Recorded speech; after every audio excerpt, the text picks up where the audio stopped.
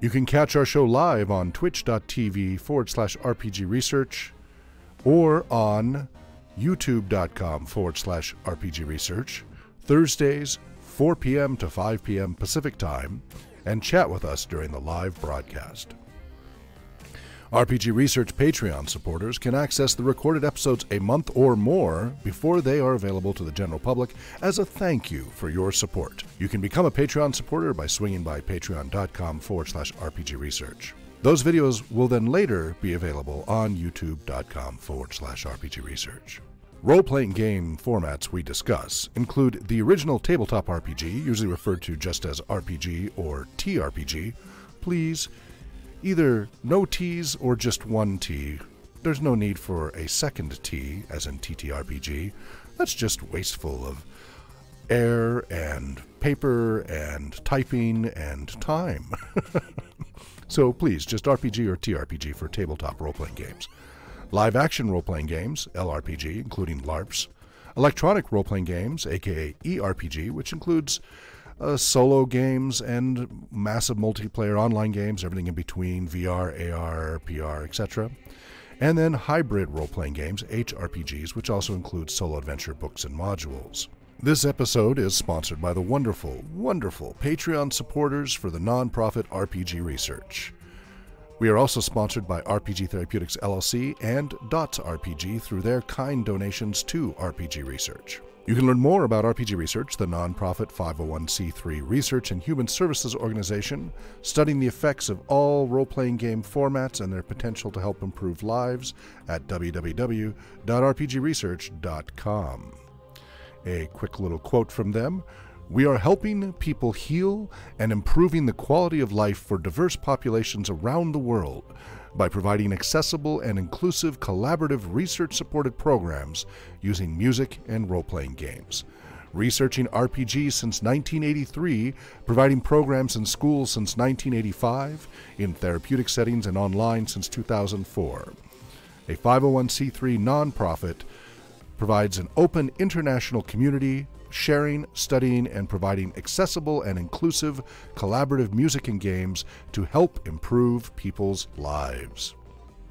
You can learn more about RPG Therapeutics LLC, the for-profit professional services company, at rpgtherapeutics.com. 20% of their profits are donated to RPG Research, and the book publications, the profits are donated to RPG Research. And also the nonprofit Dots RPG at dotsrpg.com. They are kindly out there helping advocate for accessibility. They are creating Braille dice and sharing those freely, Braille textbooks, and much more. Check them out again at dotsrpg.com. Our show varies each week, but typically includes the latest general RPG news related to our focus on role-playing games and research, community response and discussion, role-playing game-related theory and application discussions, updates on communities and professionals using role-playing games throughout the world, and often special guests, the latest updates on RPG Research, the RPG Bus, the RPG Trailer, the RPG Tour, RPG Education, and many, many, many other programs that we're involved with in various degrees. And while our primary show hosts are typically Hawke Robinson and John Welker, hosts, co-hosts, and guests may vary from week to week. The RPG Talk Show will begin in a few minutes. This message may repeat. The RPG Talk Show discusses weekly news, information, commentary, discussion, and debate about the effects of all role-playing game formats and their potential uses for professional, educational, recreational, and therapeutic goals. The RPG Talk Show is not about the latest modules and releases. There are plenty of sources for that information. We will mention such releases when related to the aforementioned topics, however. You can learn more about the RPG Talk Show, hosts, guests, and archives of previous episodes on our website at rpgtalkshow.com. You can follow us on Twitter at RPG Talk Show. You can catch our show live on twitch.tv/RPG Research or on youtube.com/RPG Research, Thursdays, 4 p.m. to 5 p.m. Pacific Time, and chat with us during the live broadcast. RPG Research Patreon supporters can access the recorded episodes a month or more before they are available to the general public as a thank you for your support. You can become a Patreon supporter by swinging by patreon.com/RPG Research. Those videos will then later be available on youtube.com/RPG Research.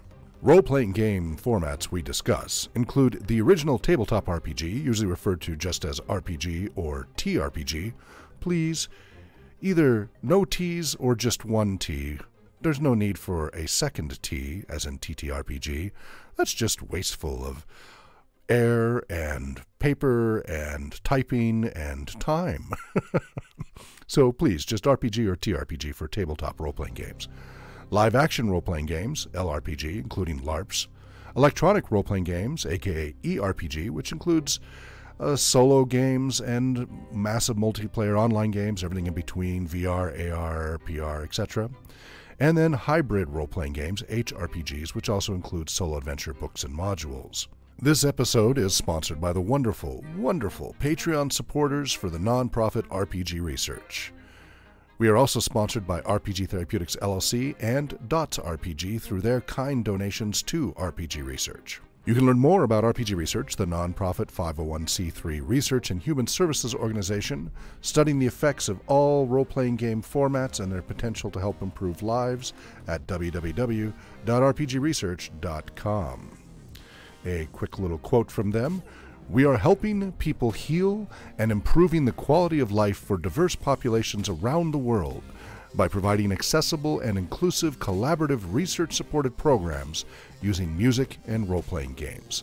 Researching RPGs since 1983, providing programs in schools since 1985, in therapeutic settings and online since 2004. A 501c3 nonprofit provides an open international community, sharing, studying, and providing accessible and inclusive collaborative music and games to help improve people's lives." You can learn more about RPG Therapeutics LLC, the for-profit professional services company, at rpgtherapeutics.com. 20% of their profits are donated to RPG Research, and the book publications, the profits are donated to RPG Research.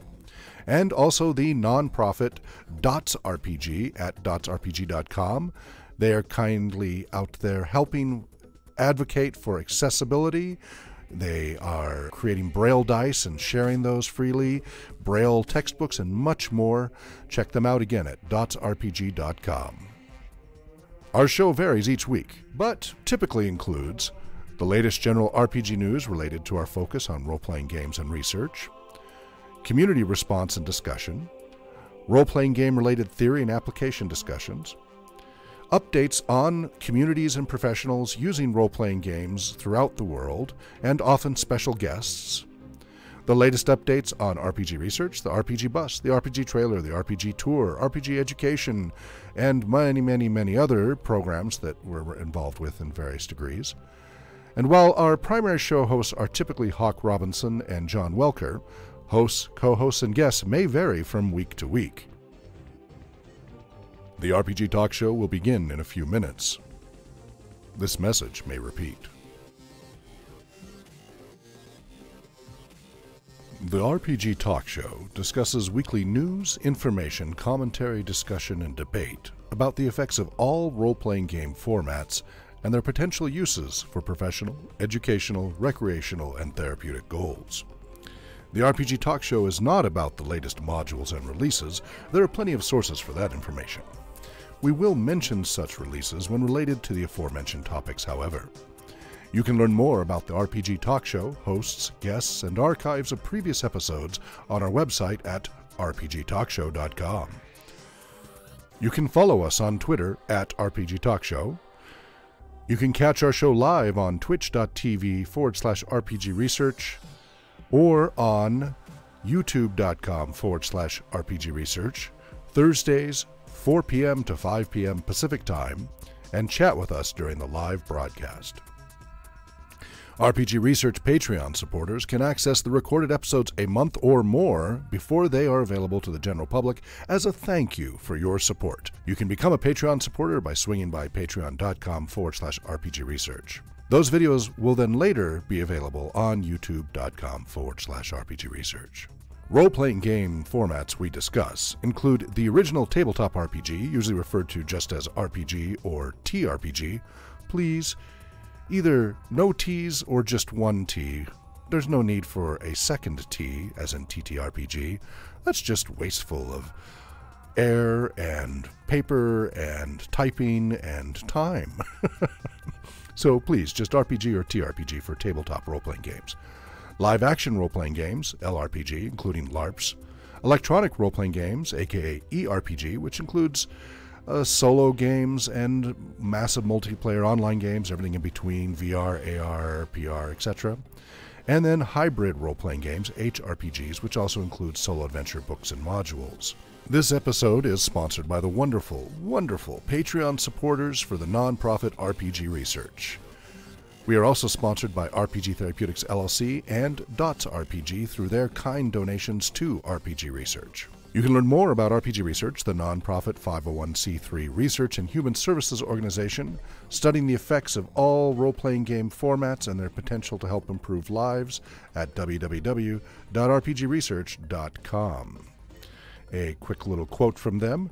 We are helping people heal and improving the quality of life for diverse populations around the world by providing accessible and inclusive collaborative research-supported programs using music and role-playing games.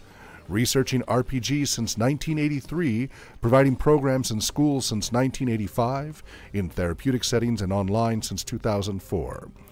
A 501c3 nonprofit provides an open international community, sharing, studying, and providing accessible and inclusive collaborative music and games to help improve people's lives. You can learn more about RPG Therapeutics LLC, the for-profit professional services company, at rpgtherapeutics.com. 20% of their profits are donated to RPG Research, and the book publications, the profits are donated to RPG Research. And also the nonprofit Dots RPG at dotsrpg.com. They are kindly out there helping advocate for accessibility. They are creating Braille dice and sharing those freely, Braille textbooks, and much more. Check them out again at dotsrpg.com.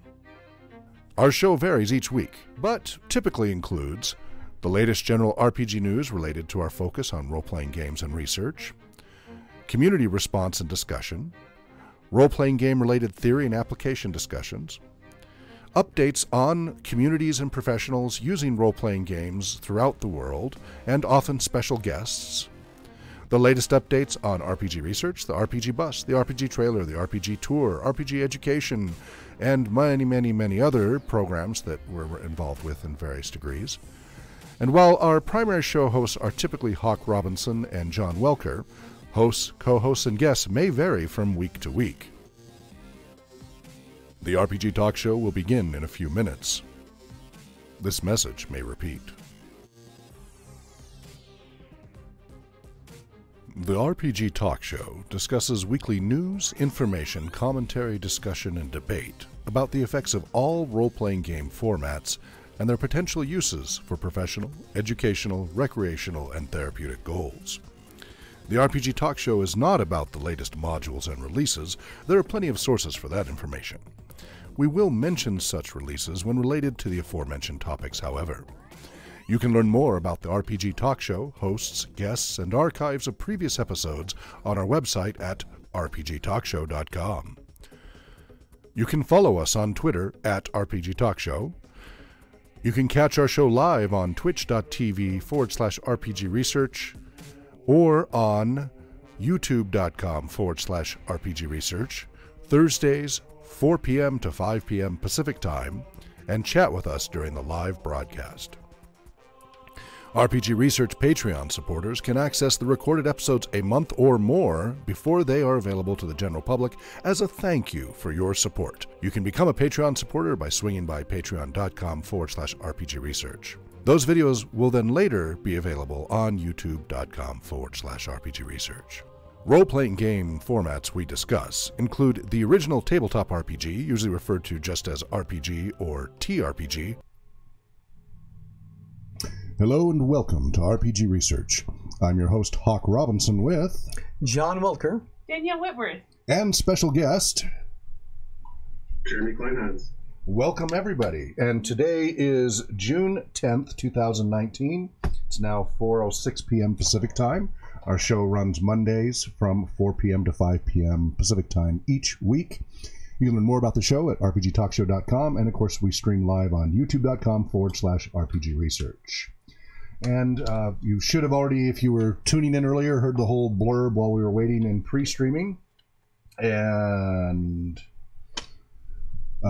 the disembodied voice of Jeremy there will soon be showing up here in the stream as well. Meanwhile, John, if you want to go ahead and start with This Week in the News. Well, before we start the news, we started a new thing. We do the calendar first. That's right. Yep. So this Friday, we are going to be at Spark Central for our Drop-In and RPG. So our weekly community programs there, yep. And then January 15th is Free RPG Day. January? Or July. Oh my gosh. Okay. I'm going to keep an eye on It's actually June. You know, your months jumbled. Oh, June. I'm having reading trouble today. All right. Okay. And July 4th is Hawke's wedding. Congratulations. Thank you. Yeah, congratulations. Before we go on past the Free RPG Day, I will be at Uncle's in the Valley. I will be running several games, including a new Native American game.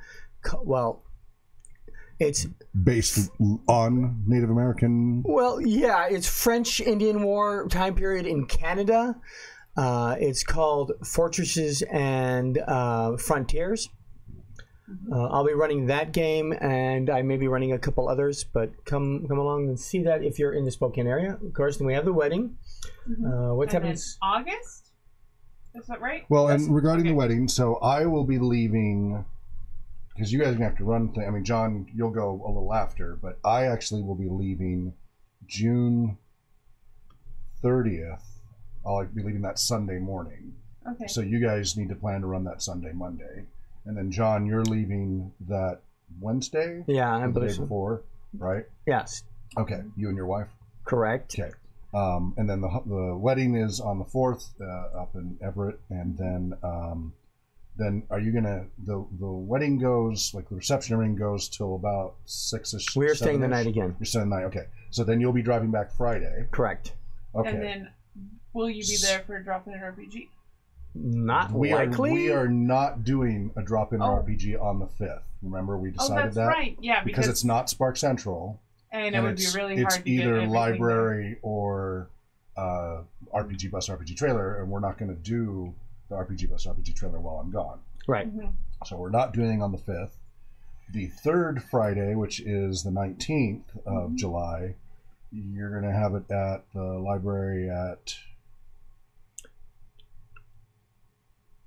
Nowhere. We were actually going to... Or are you going to do... Because our next library is going to be in August. Okay, so we're not going to... So what are we going to do? Because we're switching what are we going to do for that third Friday? Because I won't be back yet in time for that either. We hadn't planned for the third Friday because All right, so let's talk about that in the administrative meeting tonight. Okay. Right. Let's talk about that. We can make that happen. And then and then the 26th of July, we'll be back at Spark Central and everything. Yep. Okay, and then August? August is also kind of full. We have Gen Con. Well, we won't be at Gen Con. Yeah. We won't be there. We want to be at Gen Con. Gen Con, if you're listening, we can find a pop-up. You're overdue to invite us. Yeah, but it's a local extension of it. Right. So they're doing an unusual thing called Pop-Up Gen Con. And these are going to be done in approximately 40 stores throughout the United States and I guess a couple other countries. And what they do is they'll be live streaming a video to the stores of different panels, different games, and things like that. But they will also have preview games that are not going to be available to the public yet. In fact, when you play the preview games at the stores, you can't buy them yet. You can pre-order them from the store, but you will not be able to buy your preview games that they're going to be setting up and playing there. And I think that's very similar to what Minecon has been doing in the last couple of years. So Minecon is the convention by Apple. Is that who owns? No, it's Microsoft owns Minecraft. Yeah, it's not Apple. Yeah. No, I was like, I could not remember yeah. which big giant bought them out for a second there. But they've been doing it where certain stores have creators at them, and they get to preview certain content that's not currently available.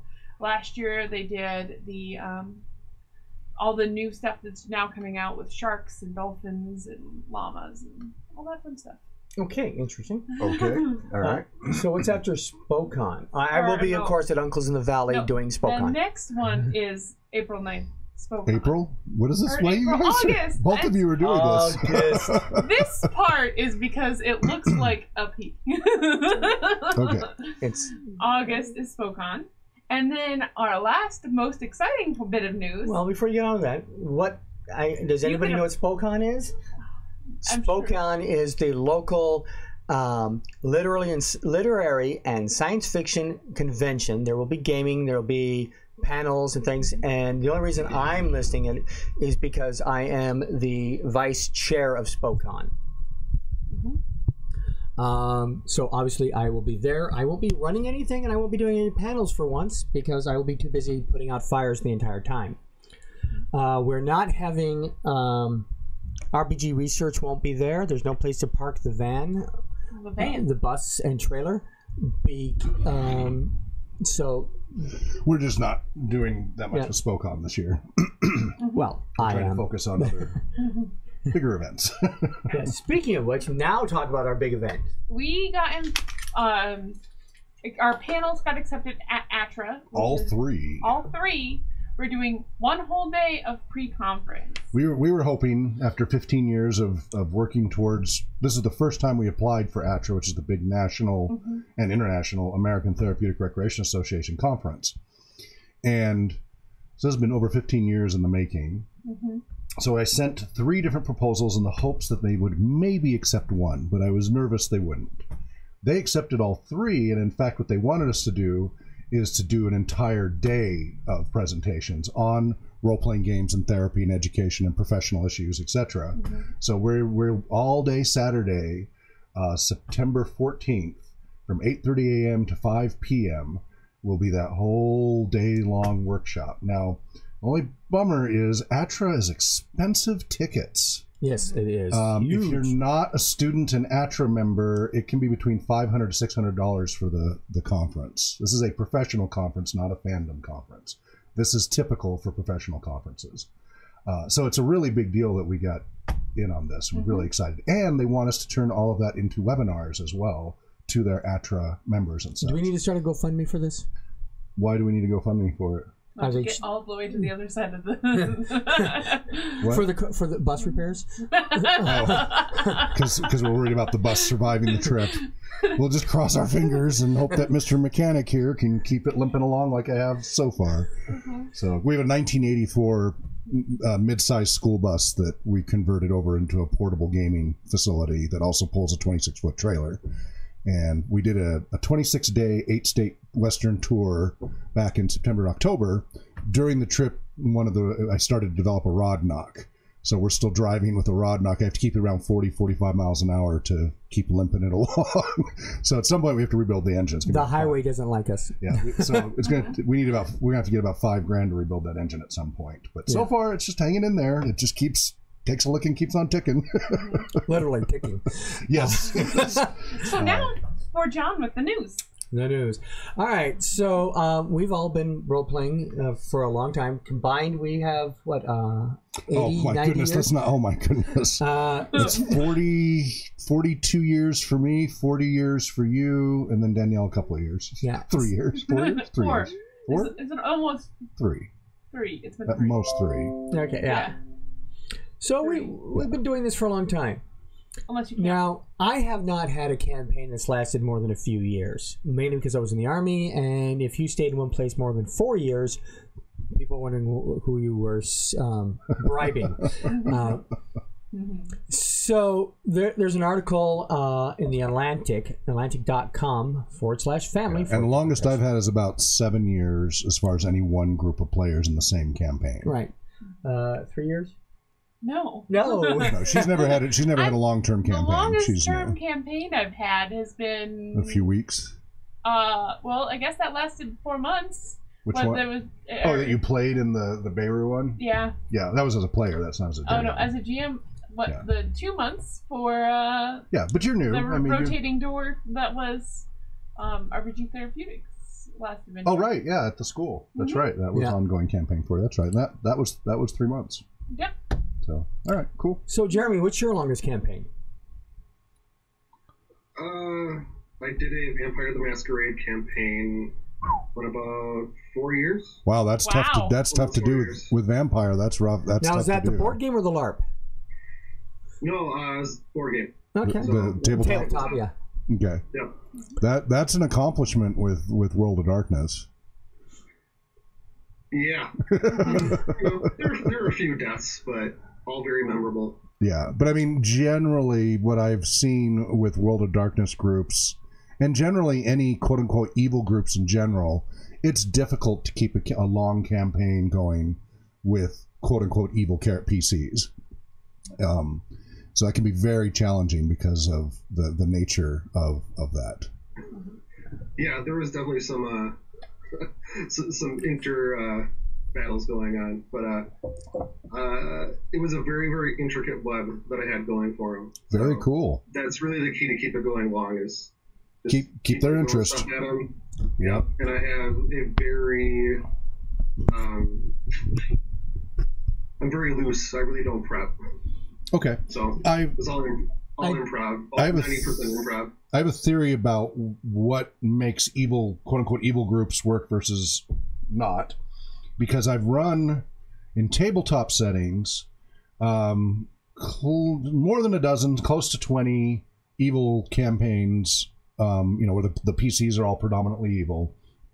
And the trend I have seen is that the only groups that really last more than a few months, so the longest I've seen last is a little over a year, there had to be one really strong dominant player who was lawful evil, and that the others were willing to defer to. They were willing to take the leadership of that strong dominant player rather than rebel against it. And for those groups, they were able to keep the campaign going in that respect. All the other groups, they sooner or later all turn on each other. The selfish desires, the conflicting views, all these other things, sooner or later they turn on each other. And especially if a strong dominant player tries to assert themselves and they're not willing to accept that leadership, they all kill the one trying to take control. And so I've seen that time and time again, so that generally it requires a lawful evil strong leader that the others are willing to defer to. Now I don't know, that's been my experience with different tabletop settings. What do you think worked with yours besides keeping the interest, of course? No, that's a really good point. I never thought that, but thinking about it as you're talking, yeah, there's definitely kind of a rotating leader within the group. Also, too, I had some pretty strong NPCs. They were kind of They kind of held things together for them? Yeah. They would come and slap their hands once in a while. Right. And the players had to be willing to accept that, too, and not rebel against it. Yeah. And I run a very theological, political kind of campaign. So okay. They tend to get really involved in that. And with the incoming threats, I've been playing with these people for about 15 years, and they all know kind of how I run it, and I'm not afraid to kill them. So yeah, both his character and players. Right. Excellent. Now, the reason I brought this up was because an article that was published by Julie Beck on June 7, 2019 in The Atlantic under the Friendship Files.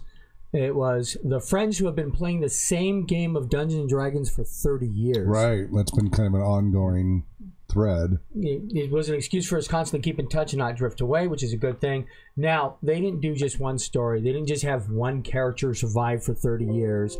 Though there are 30-year in-game campaigns. Sure.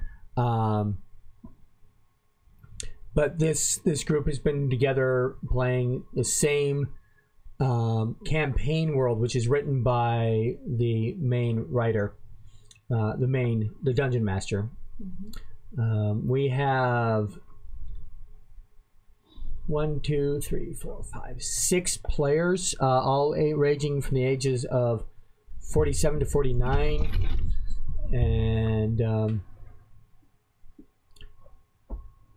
it's a good thing. You said only 47 to 49? Yep. That's really close. So they're all very close in age. Yeah. Okay. So they've been doing 30 years. So they started when they were all 17 to 19. Mine ranged from 17 to 50, some mid-50s in the group that was 7 years. And so that was quite a challenge having that. And I was started GMing at that group when I was 13. So it was quite a challenge. But 30 years, man, that's just... I've moved far too many times, and all my friends moved to other countries and stuff, so that's problematic. So this full article can be found on theatlantic.com. And another piece of big news there is, remember when we were talking about Critical Role? Yes. And Critical Role had this huge Kickstarter to turn their live broadcast of their D&D game into a cartoon. Quick spelling of his last name with the overlay. Kleinhans.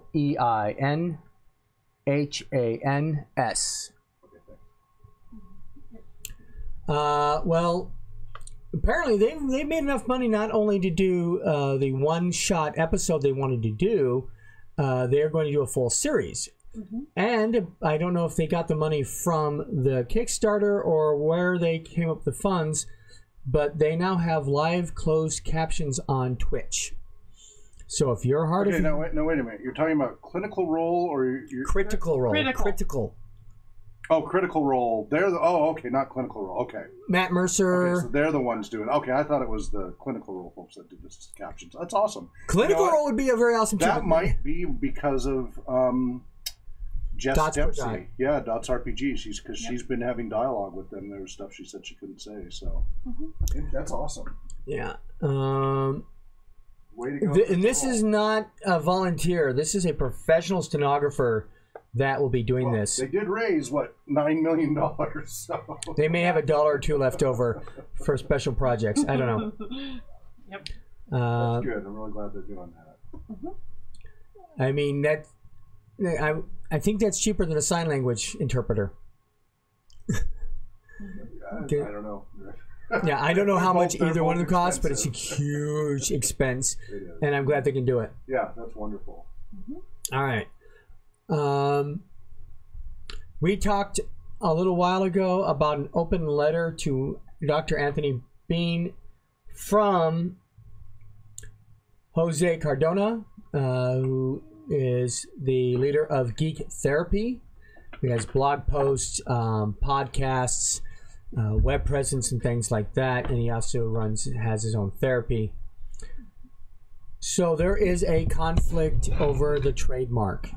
Apparently, Dr. Anthony Bean wants the trademark, and Jose Cardona says, "No, it's mine. I already have it. I've been using it." Thanks. Well, so they both claim to want it. Let's leave it at that. It's a really hotly contested issue, and unfortunately, the gaming community, the therapeutic gaming community is heavily split over it. Unfortunately, so this is where we're yet again seeing cliques and factions and silos once again hurting people working together, and there's a big split on this. So I've been hearing different sides of the argument from different parties. So let's leave it at they both claim to have the rights to the trademark. Who had rights first or whatever, we don't want to get in the middle of any of that. Yep. We're as RPG research, we try to be as neutral a party as possible on these things. Let everybody else go work it out. We're an open community, and we really want to not get in the middle of these cliquey things that happen. So that's what's going on. Right, and there is a new development. There is a GoFundMe, GoFundMe.com/GT Legal Fund. And who is sponsoring that? That is by Jose Cardona. Okay, so that's the Geek Therapy website guy, right? Who's trying to raise funds for legal to legal extend funds this legal battle, right? For the trademark. Okay, because they've done their initial lawyers talking to each other back and forth. They haven't been able to come to an agreement, and the community is getting very divided on the topic, unfortunately. So it sounds like they're trying to raise funds to escalate the issue. So We have a $5,000 gold, currently at $735, and okay. I don't know how many days it's left. Yep. All right, so we've got that out there. Let's move on because it's a hot potato. I don't want us to get too much time. Plus, we want to spend more time talking to exactly. Now, also fundraising coming up. Harper's Tale Dungeons and Dragons Adventures to benefit kids with cancer. This is on nerdtrek.com. And on February 2nd, 2019, the youngest daughter of the author, Harper, was diagnosed with leukemia.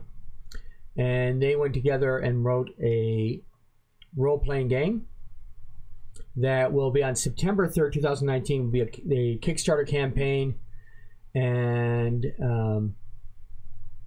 they will be trying to raise money for their charity to benefit the kids with cancer.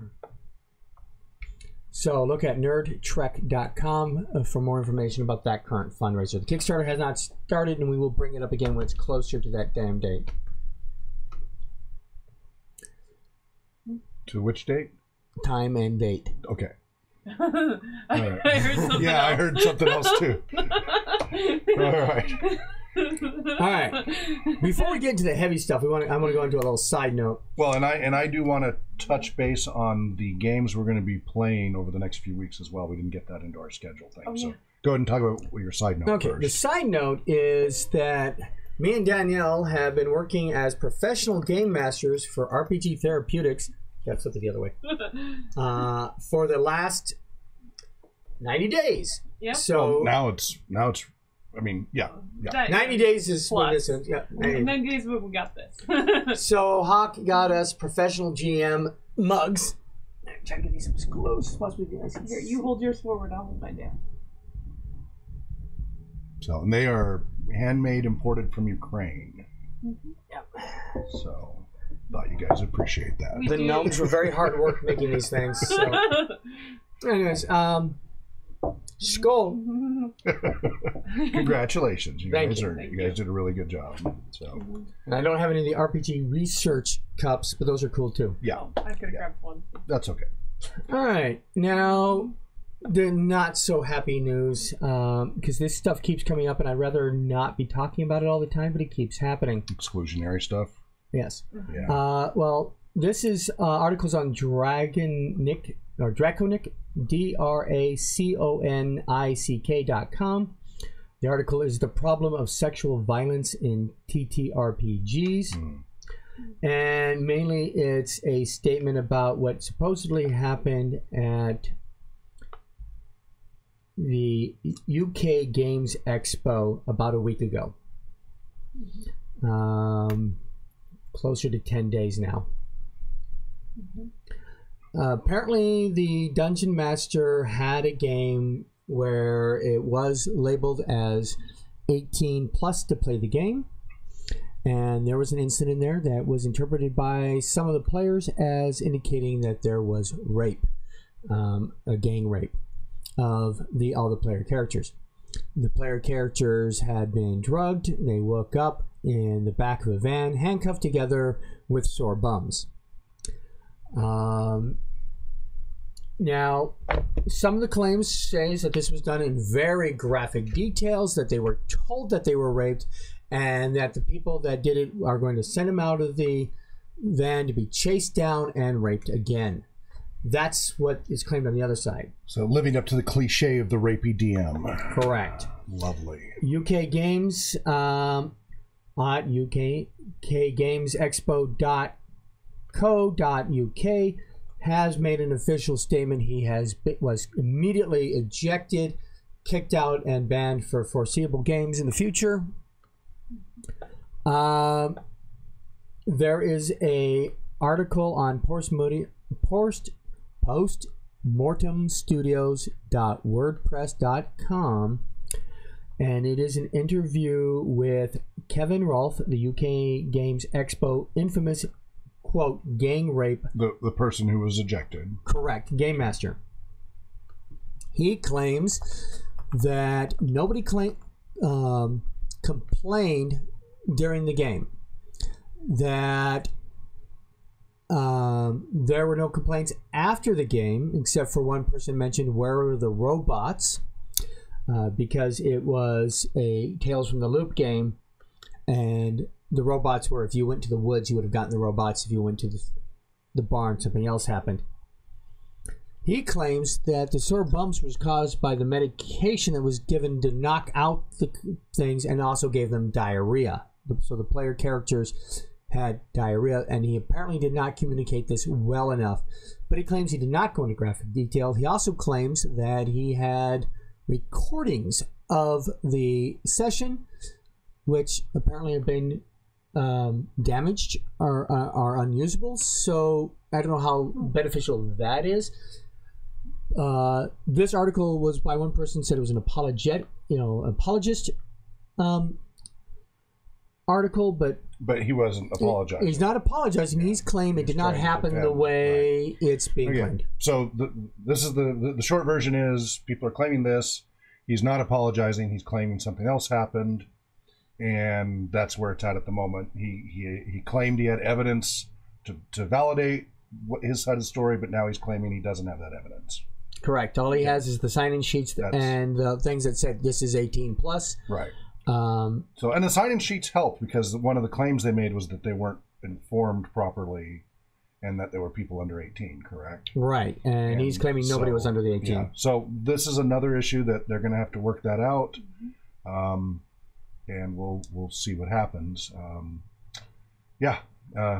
So this brings up an issue of professionalism in role-playing gaming as professional game masters, which ties in with what you guys have been doing as far as why I am so stringent about so much training. I've gotten a lot of grief from other organizations about why I require so much training for our professional game masters, both on the nonprofit volunteer side and then on the for-profit side. There's a lot. I've gotten so many applications for people wanting to be professional paid game masters because we pay quite well. And I reject most of them. And then I explain, if you want to get the proper training, go look at these other resources like volunteer RPG research or go online, etc. And a number of people have complained, why do I have to learn all these other things? Why do I have to learn ethics in this and this and this and this? Why do I have to do a background check? All of this, yeah, background checks really, I haven't had anybody complain about that one. People get that one. There's child predators out there, and unfortunately this activity is vulnerable to child predators. So that one hasn't been a problem. But a lot of the training is outside of just being good at storytelling as a game master or knowing the rules and such. There's all this other stuff that I require to hire a professional game master, whether a volunteer or for pay. And a lot of people have complained about that. This is why. These kinds of issues. We do a lot of documentation, and that's the other thing. People complain about how much paperwork. Like, well, this is why. And we do record all of our sessions. Whenever possible, we record all our sessions, full audio, video. That protects everybody. We don't broadcast all of them. We broadcast everything here in the studio, but we don't, as far as our client on the LLC side, we try to, whenever possible, to record everything. That protects everyone, and it's good for training and me helping improve how you guys do, etc. So we're not always able to do that. Like the Spokane School District, we weren't able to do that, but whenever possible, we do. These are the kinds of issues that come up as game mastering becomes closer and closer to a profession.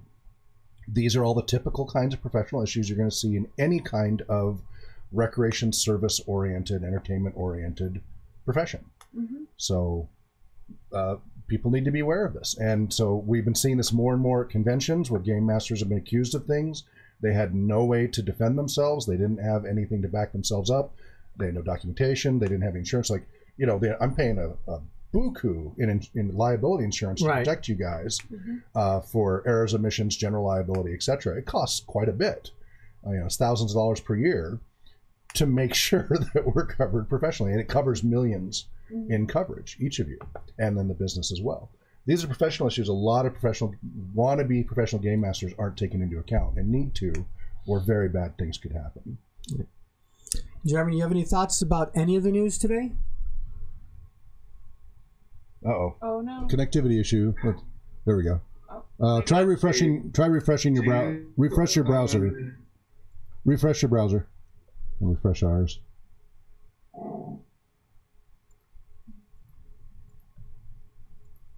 We've been having problems with Jitsi the last few days. Yeah. Yes. Try refreshing your browser, Jeremy. Oh, did he? Oh, did he already? No, Okay. he did. It's Okay. the double I'll kick the old one. Okay, go ahead. There we go. Yep. You good? Yep. Okay. Oh, okay. Sorry about that. No problem. Yeah, that last issue is a hot topic. I really can't put it to words. Just as you were describing it, made me kind of nauseous. Yeah, you and me both. I just, I don't know why you would do that in a public setting. Yeah. Even to begin with, even with, the player's permission. My question too, if it was so a lot of those are in private rooms. They're kind of like on a large floor. Right. And anybody that was watching could have heard that too. And Sure. It's just, that is such a trigger for so many people. Oh yeah. If somebody now here's the thing, in any game master's defense who wants to deal with difficult topics, draw from the LARP world, who has a lot of paperwork and techniques. We just talked about it at length yesterday. Yeah. We went into great depth about bleed theory. And the LARP community, and we incorporated into our tabletop sessions, has a number of ways of in-game signaling, right? Letting people know in character, out of character, whether stuff's getting to be too much or acceptable. They often have a lot of waivers that you have to fill out, a lot of paperwork. If it's boffer LARPs, you got to say, you basically sign your life away that you could get killed, even though it's just a boffer. You got to sign away at it. Some of these boffer breaks in just the right way, sure, yeah, just the right moment. Sure, that plastic pole, yeah. Some of the LARPs that Dr. Selin Bowman's involved with, like the Nordic LARPs and such, have very heavy, intense topics, and they do deal with things like simulated violence, simulated medical conditions, simulated rape, etc. To deal with, to help people try to get perspective and understanding. But they do a lot of paperwork. They do a lot of processing discussion. They do a lot of decompression. There's a lot of mechanisms in place to help address that. With professional therapeutic. Well, even without the therapy, just there's techniques for LARPers that are doing some more intensive games in some dystopic settings. They have techniques to help work through all of that. But lots and lots of clear communication and informed consent up front. So there'll be a long list of things saying, this game includes graphic violence, simulated rape, whatever, simulated sex, things like that. And it'll have very specific rules about the boundaries. And it can be a thick packet that you have to go through before you're allowed to participate in the LARP. They have to do this because with LARP, the bleed effect is even more likely compared to tabletop. Because you may be engaging in physical contact and such. So it just makes it that much more challenging. And so in tabletop, so for example, with therapists, we deal with sessions that may have very difficult topics, and that's with client consent. We talk about in advance what we are and are not going to cover and how we're going to do things. Jack Birkenstock with the Bodana Group, they work with victims and perpetrators of violence and sexual offenders. And try to work through. Boy, Jitsi has really been giving us trouble. This was all day yesterday with the same problem. We've got to get our own server going. So they deal with those kinds of topics all the time in their games, not just role-playing games, other games as well. Right. So these are you have to be. The key thing is really communicating and informed consent. And I agree with you. In a public setting, if it's not a closed room, that's totally out of line. A kid could have been walking up listening easily at a key moment, and that could have been really, really bad. So you should never do stuff like that in public venues like that. And it was not a late night game, like 8 to midnight. It was there wasn't any kind of audience or age control, so that's really problematic. These are all professional issues to be concerned about. Well, that's it for the news. Okay, I just wanted to touch base quickly because we missed it in our scheduling. The games we're going to be running in our broadcasts over the next few weeks, and then we're going to focus on Jeremy and get to know about him. And we may go over a little for you. We're happy to do so. Our applied gaming Sundays and Mondays. Right. We're currently in the trend, so that's Sundays 1 to 4 p.m. Pacific time, Mondays 7 to 10 Pacific time. Resuming again next week, Sunday and Monday. Right now, we're currently showing everybody BECME, Basic Expert Companion Masters and Mortals Dungeons and Dragons, from 1983 through 1991-4, depending on how you look at it, the Frank Metzer version. Introducing each, so we've gone through the basic set. We're now at the expert set. We're going to be wrapping that up in the next session at the expert level, and then we're going to be going to the companion level. And then we're going to do the companion level for about 2 or 3 sessions. Then we'll go to the Masters level for about 2 to 3 sessions. And then we're going to go to the Immortals level for 2 to 3 sessions. So that's going on with our applied gaming during most of the summer. Right. And because we're trying to get all of our GMs trained in BECME, etc. And so we'll be seeing more of the basic D&D coming up as well during some of the Game Master training sessions as we intersperse these. On the Sunday evening new game evaluation sessions from 6 p.m. to 9 p.m. Pacific time, so that's every Sunday. We've been doing Star Trek Adventures by Modifius Games, the 2D20 system. Right. We were playing that yesterday. We had a real-time artist and such doing that. And we've, unfortunately, the characters got taken over by the neural parasites. And TPK would have been better. Yeah. So welcome back.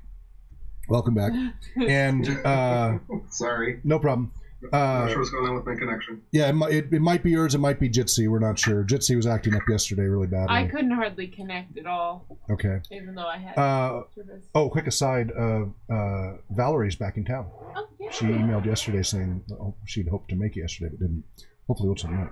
So anyway, to next week, next Sunday, 6 to 9, we are going to be evaluating the new, I just got it last week from the Kickstarter, I was a supporter, the Expanse role-playing game. So based on the series, the sci-fi and book series. Looking forward to that. It's by Green Ronin. So the only problem with that is Green Ronin has restrictive licensing. So we don't recommend Green Ronin for professional game masters because their licensing is too restrictive. So far, they're the only ones we don't recommend. Everybody else, the licensing has not been restrictive. But we still want to evaluate the system. It's got a new a system called Churn and some other interesting things. So I'll be preparing for that for next week. They don't have a starter set, so we'll just be doing the best we can to get through it. But excited to do that. We'll do 1 or 2 sessions. We'll probably do 2 sessions with that if we like it. And then after that, John's going to be running Mouse Guard. Now, here's the game, the basic game. I'll be reading for that, but I will be using Mice and Mystics for miniatures and maps. Cool. Because they're incredibly similar. Cool. Mice and Mystics has magic in it, but Mouse Guard, I believe, does not. It's a more realistic version of medieval mice and snakes. Oh, cool. Cool. So John will run a couple of sessions of that, and that'll be leading into my being gone around that time. So then the question is, and we can talk about it more in an administrative meeting if we want, but I wanted to bring up just for everybody, we also had a request from Joel, the artist in Maryland who's been doing the real-time sketches during the games, that I run Deadlands, Savage Worlds Deadlands for an episode or 2. Right. So we're putting that into the queue when I get back, as well as Serenity and Firefly, because you've heard me rail about Firefly versus Serenity as far as the RPGs. They're both from, now I'm going to blank on her name. Margaret Weiss Productions, right? The Cortex system, and the Serenity system I liked well enough, but the Firefly system, which is the newer Cortex 2, has not been a hit. The players have not liked it. I haven't liked it because they went so abstract. You don't even have equipment and such. It's all dice pools that you just magically spend a die and get stuff. And most of our players have not appreciated that. They really liked having more tangible stuff, which has been interesting in our research about token economies and things like that. A lot of people are actually railing against Adventures League because the tangible stuff such as gold Yeah, has been now taken it's away. treasure points instead of, which is another thing I don't like about Tor. And you don't get experience points either. Right. You get levels. And people like those tangible goods. And it's proven in psychology and in therapeutic settings that having a token economy, that kind of reward system, is more effective than not having a token economy if you want to reinforce desired behaviors and such. So it's something to be aware of. Anyway, so we have all of that in the queue, and then also the superhero games we need to evaluate. We have about a dozen superhero systems that we need to evaluate. So we need to get Shane and Dan and the others on board to help with running those games on Sundays as well. Right. So that's all in the queue for the summer. We're going to have a lot of different games we'll be going through, and just wanted to get that out there. So enough of that. Okay. Let's talk to our wonderful special guest here. Jeremy, can you go ahead and introduce who you are and what you do? I know you have a couple of projects you're working on simultaneously. Yeah, so Jeremy Kleinhans. I've been playing gaming since 1994, so 25 years or so. A lot of Vampire the Masquerade. But currently, we've been playing for probably about a year. In a setting I've been designing for about 20 years. It's called Midnight Kingdoms. So right now we're available on all podcasts. Where can they find your podcasts?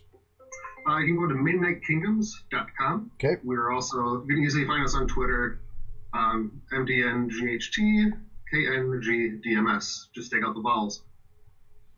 We're on kind of a hiatus right now just because of some mental health kind of burning out, so take a little break. Okay.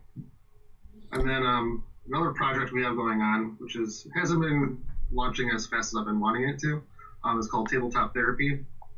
It's designed to basically talk about kind of what you guys talk about, where it's how tabletop games have helped a lot of people with their mental health. So it's designed to be people telling their stories, doing interviews with some people, having more of a fireside kind of conversation with, 2 or 3 people, and then more traditional interviews with people such as yourselves, kind of talking about what it is you guys all do and your goals, and just showing people a lot of the people that are out there, both academic, professional, and just the cool stuff that they're doing that a lot of people I don't think are aware of. Great. Now, do you have any background or anything in the mental health field and such? Nope, just a lot of personal experience. Okay. Okay. And so with this approach, you're doing it more from the layperson perspective as far as having these conversations at a personal level rather than at a professional level? Yeah, I mean, I do a lot of research. I was going to psychology for a little bit in school, but changed it to English. So I know just enough to kind of talk academically, but I really deep dive into a lot of academic journals to kind of understand kind of the lower level of, again, what guys such as yourselves are, doing. And have you been through the RPG Research Archives yet to kind of catch up on all the stuff we put together out there? Not yet. Okay. Again, it's been on my docket. I saved the bookmark, but life. Let me let you know there's some challenges because we're still in the middle of moving servers and content around. So on our old servers, we have over 3,800 original content items at www.rpgresearch.com. And that's the older site. It's clunky, but that's where the content really is. There are duplicates. With duplicates, it's over 6,000 content items, but there's 3,800 original. So that's videos, essays, blog postings, audio files, etc. On the new site, so www.rpgresearch.com, we only have about 500 so far. And basically, the old site kind of stops around 2017, and all the new content since 2017 has been going on the new site. Now, we've got about a dozen now researchers around the world on 5 different continents who are part of their job is their training and such is helping move this content to the new server, and so that is bit by bit we're getting it moved. And the ones that are behind a paywall, I do believe they're also reading and writing summaries on. Right. So what we're trying to do, so the problem is the much of the research that is out there that's of any value is behind journal paywalls, and unless you have university access, it's typically $35 per article. which is outrageously expensive. And then the universities typically spend around $10,000 a year each library. And different universities have different library bundles, so it can be really a challenge. So we're trying to make it so that you can find everything in one location. Now, the stuff that we can't publish, we put stubs of much information as we're allowed, and then we're having our researchers write a detailed review of that particular research so that then that can be publicly available. And then if they want to go to the original source, they can, but you can get all the information you need. So it's a workaround to that problem. It's still original because it's an original literature review, but freely available on our side. So it's a workaround to that issue of the paywalls. Most of the authors of the content want us to make this stuff freely available, but they can't because the journals take away their rights to do so once you get on a paid journal. We only submit to open journals as far as our stuff, so it's all freely available. So as you're doing that, I just want you to be aware of that. There's 2 different spots, and you'll find a lot more on the old site than the new site as we're doing this transition. Yeah, awesome. So, but please continue. Yeah, tell us more. I don't know where else you want me to go. Well, that's pretty much what's on my plate right now. What kind of have you had any guests lined up yet as far as on your show so far? No, we just have people interested in telling their stories. That's really where I want to start. And just really getting in touch with those people that have had the same experience with role-playing games, but haven't necessarily kind of told that story. This is probably my biggest thing is just really uniting us under that commonality of just life and just being human and just the struggles we go through and how role-playing games can really unite us. Because I really haven't been active on Twitter until about 1.5 years ago, and I was just amazed at just the community atmosphere. And I mean, there's always those bad apples, but 99% of the people I've talked to have just been open arms and welcoming, and honestly, they've become part of my support system, especially with some of the other actual play podcasts. I'm looking forward to going to Gen Con because I'm going to meet a lot of people there that have become friends and have become part of my support system and part of my care plan in a sense. So it's just been amazing, and that's kind of where the idea essentially came from, because I was going through some hard stuff last summer and kind of realized how much support that the online community was giving me. And it's not just the online community; the gaming community as a whole is amazingly welcoming. Right? They do have their issues with clicks. We do see a lot of that, but outside of that, as far as an inclusive group of people, they're incredibly inclusive and welcoming. They really do reach out. I'm always amazed. I hear stories like yours all the time, and it really has helped a lot of people that the community can be so welcoming for people who are struggling, whereas a lot of other communities would have a very different attitude about people who are struggling with different issues and mental health issues, etc. That is something that's pretty interesting about the gaming community at large, especially the role-playing gaming community. When you start getting into the video gaming community, it starts to get highly varied. Right. As the anonymity overtakes them. They're not being known who you are. Right. Yep. The bravery of behind the keyboard. Yep. So you're planning to be at Gen Con. You're going to meet some folks there. Are you just going as a participant, or do you have from your show or something? Are you doing a booth or a vendor or anything like that? No, not this year. Again, it's more about networking at this point, and just I haven't been to Gen Con since I left Milwaukee, so I know it's quite a bit bigger and a very different experience. So just enjoying it for what it is and seeing kind of how they run it now, and hopefully getting there next year for whether it's Midnight Kingdoms, Tabletop Therapy, or some of the other projects I'm working on. Hope to have out next year at some point. Oh, great. I'm assuming that because Game to Grow is the charity for Gen Con this year, that they should be present there as well. Yeah, the charity of the year. It seems a safe bet. Yeah. Just an assumption on my part, yeah. Well, there's on Thursday at 3:00 there's a mental health seminar that filled up so quick, and I keep checking to see if anything opens up, but I'm going to try to get in there the day of, and hopefully there's an opening. That's been like my number one thing that I really, really want to get to. Also, Dr. B from Take This should be having the quiet room, which they have mental health professionals there for the gamers if they need to decompress or they have an issue that happens during the con. That's a really good idea. Yeah.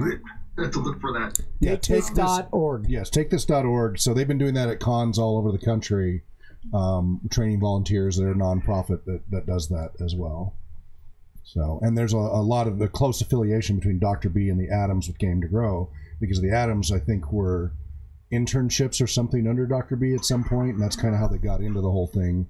Is he had them while he was doing the family therapy sessions with the parents, the kids would be out in the waiting room, and so the Adams ran the D&D sessions with the kids, and noticed that things were happening, some pretty amazing stuff, and so that's what inspired them. I think that was around 2014, 2015, to look into doing this, and then that slowly became their own side thing. So they're all very close-knit community there. And they also, most of them are on Geeks Like Us clinical role, not critical, clinical role. Yeah. Broadcasting on Mondays as well. Yep. So that's definitely. Are you familiar with their work and show and all of that? The clinical role. I am familiar. I've been in touch with them when we were first in the initial stages of Tabletop Therapy. Okay. So looking to as things slowly roll out here, look at getting in touch with them as well. Wonderful. Danielle, do you have anything you'd like? Not from this week. So I've been kind of out of the loop this week. Always keeping in mind this is a public venue, so you want to be very careful about oversharing. But so it sounds like this is a very personally powerful experience for you, and has motivated you to try to share those stories with others. So again, keeping in mind a public venue here. This is the internet; it'll be out there forever. We want to share your story a little bit. Yeah. I'm not afraid to overshare at all. I've been dealing with anxiety now as an adult. I realize, since elementary school, just, how a lot of people just kind of feel awkward and kind of out of place. And then kind of felt like that all the way through high school. But put on that mask, put on that good front. But there are nights in high school where I would just sit in my room, everything dark, and just cry for hours. And at that time, not understanding what was going on, just kind of thinking I'm a typical teenager. This is what it's like being a teenager. And then met a group of guys, and we started playing D&D. And again, not till years later did I realize kind of how that probably saved my life in a sense. And I don't think I'm being, hyperbolic with it. But they were my support system. That is the one place in high school where I felt I could be myself and I felt safe. And not that my family would never be supportive. It's just that fear of having my family worry, of kind of being that burden, which I know a lot of us, that struggle with mental health, there's a big fear of being a burden. And this was in high school, you said? Yeah, this is in high school. So we've talked before about the different stages of human development according to different theories, and about when we talk about Tuckman's group communication and the different types of populations that we primarily interact with and communicate with. And you guys recall what, for adolescents, is the primary social group that adolescents care the most about? Peer group, exactly. Right. So that's your experience of that is typical of that age group. That while the family can be the most supportive in the world, it's not as important anymore, because the family was very important when you were little, but now it's your peers that have become the primary group that you care about and communicate and connect with. So that is a typical situation, and for many people. Yeah, you're definitely not alone. Yeah, I know, and exactly that's what, again, my kind of goal is that exact. I know there's so many people that have had that experience, and I think by telling our stories, those are willing to tell it, or allowing us to tell it, can really do, I think, a lot of good where people don't feel alone. They don't have to be alone. Mm-hmm. Everybody has a different experience. They have to experience different things, but we're all familiar with that struggle that can occur with it. That fight the fight that I go through every day. Yeah, I feel okay. There's times when I feel great, but there's still always that lingering stuff in the background. And are you getting professional support as well? Oh yeah. Okay, good. Yeah, I was going to kind of go on to that. Where in my 20s, I have a lot of memory gaps, even in my 30s, and it wasn't until November 12th of 2015 that I ended up in the hospital. Thanks to my wife. Again, my wife saved my life, because that night, there was a plan. It was going to be executed. Right, understood. Yeah. And that's when I discovered that I actually had bipolar 2. Ah. And for years, I was just being managed with depression and anxiety, and not realizing the medication that they were providing me was actually exacerbating it. Yeah, and a lot of like SSRIs and such will exacerbate the manic and swing episodes for bipolar. That's a serious problem. Yeah, and I was actually rapid cycling, where I was going through a state like every 3 months. I would have that just ridiculous high of just being awake for like a week, and then just that crash for a solid, 2 months. Yeah. No, that's I've worked with a lot of bipolar and definitely understand that struggle very well. So, yeah. So you're in, and they've been able to help you with that. The medication, they found the right combination that's helped you function. Yep. Okay. Yeah, exactly. Great combination. Kind of what triggered that. Kind of realized just how poor our mental health system is in terms of the large healthcare systems. Because I was in a system, I was seeing, a therapist, and I was seeing a psychologist. Psychiatrist gives out medication. Yeah, psychiatrist typically is. Yeah. Yeah, so I was seeing both. A big reason why I wasn't diagnosed, I think, with bipolar earlier is I was holding a lot back. Yeah. Because in the back of my head, I had a feeling that I had bipolar, but that fear and the stigma associated with it just scared me. The good thing is, go ahead. You were afraid that you would end up. I was afraid it would end up like in a padded room. Right. You see Hollywood films. Yeah. Just not a good example. They feed into that stigma. Well, so I mean, there is one movie that's for people who are trying to deal with the struggle of bipolar. There is one movie that initially, when I first saw it, I kind of railed against it, but after subsequent viewings, I went, it actually wasn't that bad a representation. Gone Girl? No. Mr. Jones. Oh, okay. With I forget his name. It's from the 90s. Now, I do have a real issue with that. They end up involving a love interest with his doctor, which is really, really bad. Right.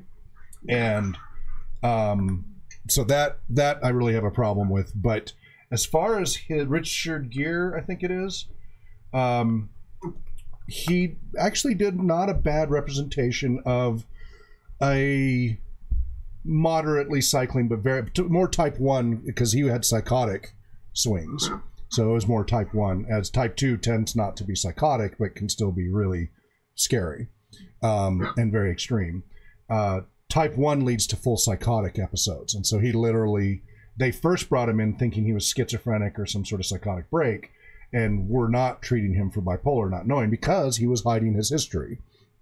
And he was a very talented musician, but he would keep every 6 months or so destroying his life as he was swinging through highs and lows.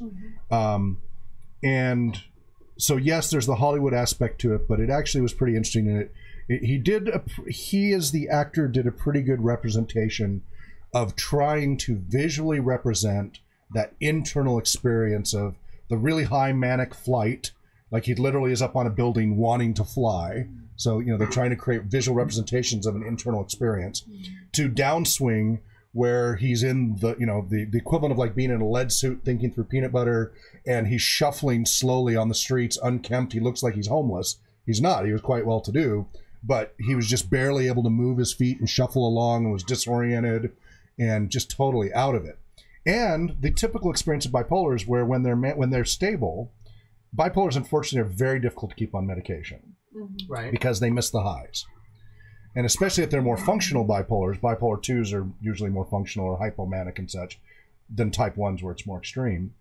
And so for people who were functional for years with whatever issues they did with family and everything else, they miss the highs, they miss the productivity, because they could go days without sleep and do amazing stuff, and they miss that. So it's hard to keep bipolars over time on meds. They have a tendency to go back and forth a lot until they hit the crash. And it's usually on the crash that's when they want to get back on the meds, if they survive it, right? Because you get in the suicidal stage and stuff. Yeah. And so they did a pretty good job of depicting where he'd get on the meds and restabilize, then get off them because he didn't feel bad anymore, was feeling great for a while as he started to swing up. And it wasn't until he crashed again that he came back, you know, for help and such. So it was a pretty good representation of that struggle, you know, again, from a type 1 perspective. And it did a good job of bringing up the issues of not conflating it, as the media does all too often, with schizophrenia and other disorders that all too often people conflate as one and the same. And they're very different. The treatments are radically different. The experiences are quite different. It's just when if they're in that borderline psychotic or psychotic experience, people then have trouble differentiating. And that's usually when they get the attention, right? When they're really going crazy, they get the attention then, and people don't know about the overall trending. Yeah. And that's really outlined in a book I really like. It's called An Unquiet Mind. Oh yeah, Unquiet Mind. I have that on my bookshelf over here. Okay. I could have looked there there instead of my phone. I have a lot of resources for bipolar. But yeah. But An Unquiet Mind is a great read. Have you read that? No, I haven't. I actually. It's relatively light. It's about a professor who has bipolar disorder and goes on and off her meds throughout her whole life. Yeah. And is now transparent about it and teaches classes still. K. Redfield Jameson. Yep. Unquiet Mind. K. Redfield Jameson. Jameson is Jamison, An Unquiet Mind. I actually had to read it for a class. And the stigma, you know, of her peers, right? Her PhD, like all these other mental health professionals who should be the most understanding, who were like, "Are you gonna hurt people?" Right? Who treated her, you know, like you were afraid to be treated. So, yeah, definitely, it's an emotionally strong read, but it's not a heavy read. It's a little over 200 pages. So definitely you want to check that out. Yeah, I just bookmarked it. Okay. And my apologies if you hear pounding upstairs. My kids just got home. So. Okay, that's great. Well, we're wrapping up anyway. Is there anything else you want to touch on briefly before we wrap up here? Just to kind of touch on what you're talking about too with, I know not just bipolar, but I know just people with depression or anxiety where you start to feel better. I know with bipolar, I admit I miss those highs. 2 years ago, I ended up in the hospital again. Stick on your meds. Yeah. It's if you're not comfortable with them, talk to your provider. If you don't like provider, it's okay to shop. And that's something I didn't realize either. Yeah. I wasn't happy with my care for years.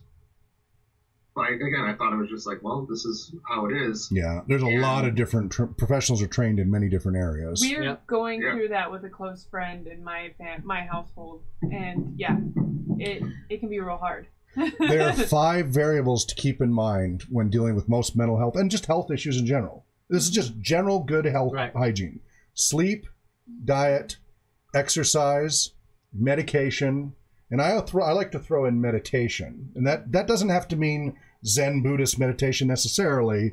It can be prayer. It can just be taking quiet time. It can be music, like listening to music, performing music, doing an activity doing an activity that helps you get in flow state in a mindful way, where you're aware of your heart rate and your breathing and your tense muscles, etc.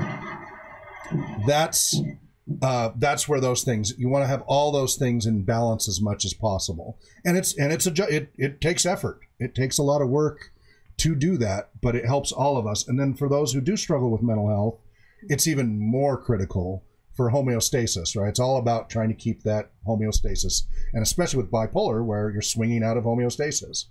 So trying to keep those in balance really can help a lot. And having checklists, something on your fridge, just things that are kind of in your face, kind of keeping a mood log, things like that. If you're not on medication and you're concerned, start tracking mood log. There's great apps for your cell phone that you can check in once or twice a day, and it'll do some mood samples, and you can start to see if you've got trending. If it's just jumping around, that's daily life, right? Yeah. Life happens, that happens.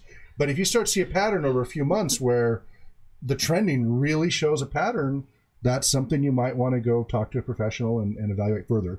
Because, like you're talking about, bipolar can only be diagnosed from the historic perspective. There's no simple blood test or anything like that they can do to say, oh, you've got bipolar and you need this medication. And you can't go and scan somebody. Right. Yeah. And there are many different medications that different bipolars respond to differently. Yep. Right. Some of them are contraindicated and they're still bipolar, but they're just some other variation we don't fully understand. And about 60%, this is typical of most mental health, about 60% of patients respond to one set of medication effectively. And then you have the other 40% who don't, and then they may need either a combination of therapies, either talk therapy with medication or some other therapy, CBT, etc. And that gets them up around an 80% success rate. And then you've got about 20% who still really struggle and really need to change providers and get different perspectives and such to try to find a solution for their struggles. So I'm really glad to hear that you'd found that balance for you, and that you were able to take the scary change to try to find somebody else to help you find that stability.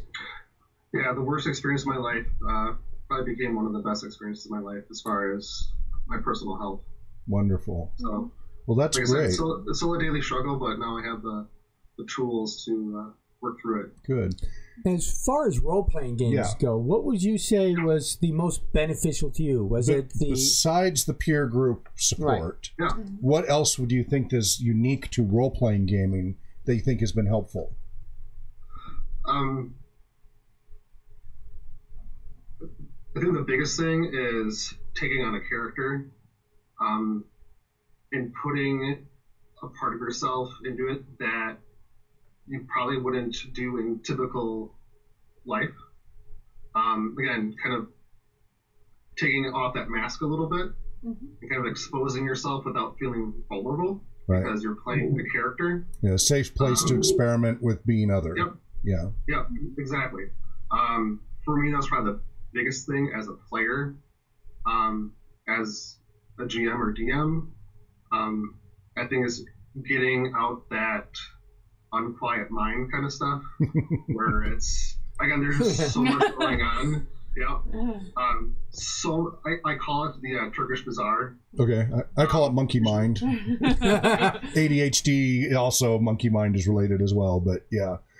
Yeah. It's just a constant din, in your head. And as a GM, of being able to focus on writing, and then when you're at the table, of being social, feel like you're belonging, and just, again, bring yourself into a quiet mind because you're focused on this communal experience where everybody's there for the same reason. You feel, again, I feel at home. I feel at peace. The only other place I feel like that outside of having that fun time with my family is at concerts. Right. Concerts for me is therapy. Good. Because again, I don't do well in large crowds. I have some social anxiety where I feel claustrophobic. When I get into a heavy metal show, I can be just, just shoulder tight. Power of music, man. Power of music. But again, I'm there, I'm getting squished. But again, you're all as one. It's a big group hug. Banged, yes. It doesn't matter. What's that? You're getting banged into and it doesn't matter. Yeah. But it's a big group hug. Yeah. Exactly. And just very cathartic.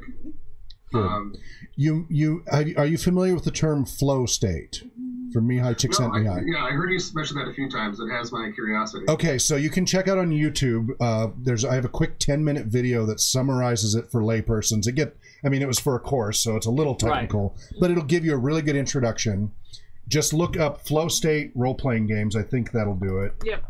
Or just RPG. Let's see here. I'll give you that. Make sure. So Flow State RPG. I want to verify for you. Yep, there it is. Number 1. Flow State RPG. Quick little 10-minute video that'll kind of summarize the basic concepts. This is one of the things we argue. Yeah, being in the zone in sports. And same with music. Having that experience. Loss of time, loss of self-consciousness where you're being worried about all those things, that you lose all that and you get to just be in the moment. And it's the ultimate state of being. It's also when it's potentially the best state for learning and modifying and growing and developing.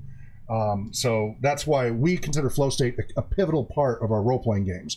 All of our game sessions, we are trying to maximize immersive experiences to try to increase their chances for flow state. And generally, if people have a flow state experience, if they have a score of 1 to 10, 10 being the highest, they had the most fun, they're much more likely to put a 10 on their participant enjoyment ranking if they had a flow state experience than if they didn't. So it informs not just the therapy side and then the education side, because it's a great time for learning. It informs just the recreational entertainment side, that you're really maximizing the experience of fun by having that flow state. So definitely check that out. We've got a lot more info on flow state. We spend entire lectures on flow state. And it's Mihai Csikszentmihalyi, but it's spelled really funky because he's Hungarian. It takes half an hour to tell you. But there's some great videos from him, like from TED Talk in 2004. So, yeah, that's when you say. Oh, you can't hear us anymore? Can you hear us anymore, or did you lose us? Okay, he lost us. All right, well, we're going to wrap it up anyway. We wish you all the best. Thank you so much for being on the show. And you have a wonderful time in Gen Con. That's great. I know John's jealous. And I'll get back to we'll be back on the air in about 40 minutes with our administrative meeting, and then an hour after that from 7 to 9 p.m. doing our RPG theory discussion. So thank you for joining us. I'm sorry he's suddenly having connectivity issues here, probably because the kids are all home jumping on the internet. Right, yeah, don't think World of Warcraft and Minecraft all at once. But wherever you may be well, happy gaming, and Namarie. Dream well. Good night.